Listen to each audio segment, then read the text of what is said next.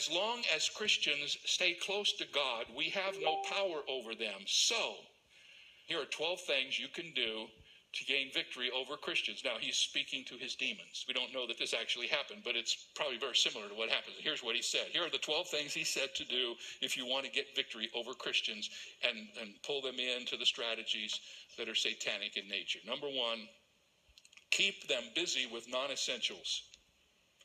Number two, tempt them to overspend and go into debt. Number three, make them work long hours to maintain empty lifestyles. Number four, discourage them from spending family time, for when homes disintegrate, there's no refuge from work.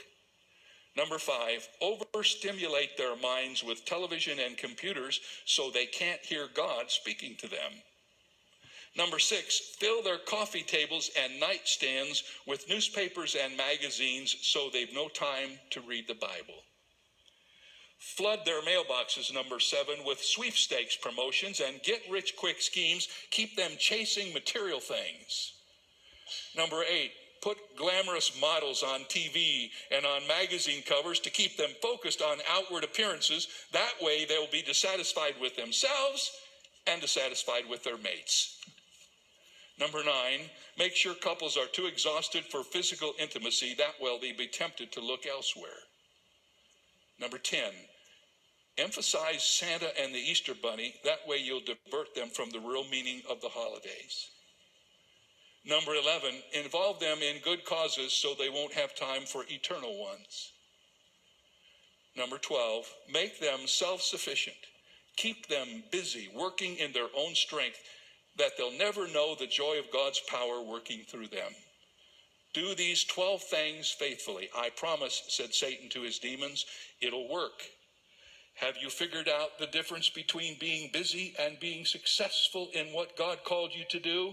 Sometimes being busy, B-U-S-Y, just means being under Satan's yoke. B-U-S-Y, busy. You know, if we took seriously those 12 things that the enemy said to his demons, we would do ourselves a lot of good.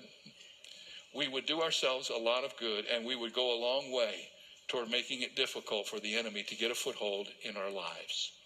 And if you don't follow the scriptures and put on the whole armor of God, if I don't follow the scriptures and deal with Satan seriously, he has every reason to want to devour the influence that I have, the influence that you have. We are not sufficient to fight against him in our strength, in our own strength.